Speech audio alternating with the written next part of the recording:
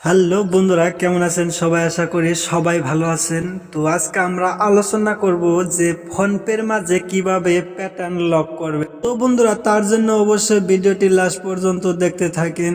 আর যদি এখন এই ভিডিওতে লাইক না করে থাকেন, অবশ্যই ভিডিওতে একটি লাইক করে দিবেন আর চ্যানেলটি সাবস্ক্রাইব করে সাথেই থাকবেন। বন্ধুরা, আমরা অনেকেই ফোনপে ইউজ করি, কিন্তু এই ফোনপের মাঝে কিন্তু এই প্যাটার্ন লকটা কিন্তু খুবই গুরুত্বপূর্ণ একটি লক। এই লকটা অবশ্যই যারা ফোনপে গুগল পে ইউজ করেন তাদের কিন্তু সবারই এটা কিন্তু জরুরি যে আপনারা অবশ্যই এরকম করে লক করে রাখবেন, যাতে করে আপনার ফোনপের ভিতরে অন্য কেউ প্রবেশ করতে না পারে।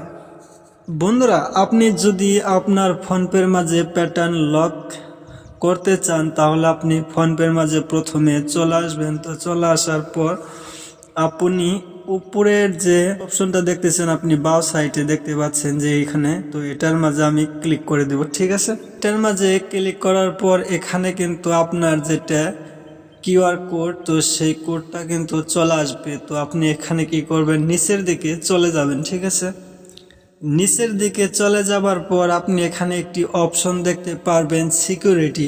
এই সিকিউরিটি অপশনে আপনি শুধু ক্লিক করে দেবেন। ক্লিক করার পর এখানে আপনি বায়োমেট্রিক স্ক্রিন লক, তো এটা যদি আপনি চালু করেন তাহলে কি হবে, আপনার মোবাইলে যেটা লক থাকে তো সেই লকটি কিন্তু চালু হয়ে যাবে।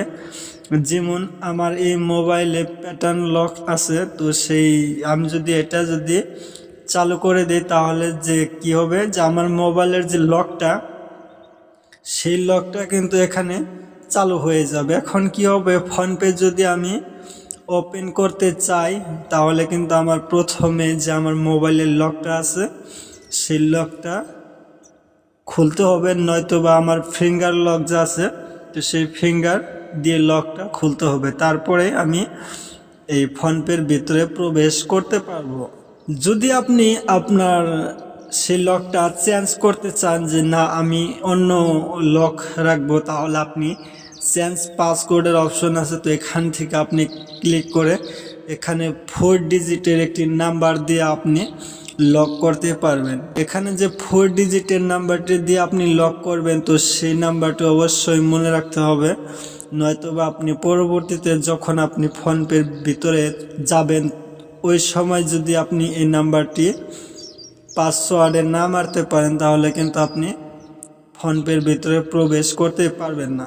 তো বন্ধুরা, এরকম করে আপনি ফোনপের মাঝে প্যাটার্ন লক এবং 4 ডিজিটের লক করতে পারবেন। বন্ধুরা, আজকের ভিডিওটি এই পর্যন্ত। যদি ভিডিও ভালো লাগে অবশ্যই একটি লাইক করবেন আর চ্যানেলটি সাবস্ক্রাইব না করে থাকলে অবশ্যই চ্যানেলটি সাবস্ক্রাইব করে রাখবেন। ভালো থাকবেন সবাই, দেখা হবে নেক্সট ভিডিওতে।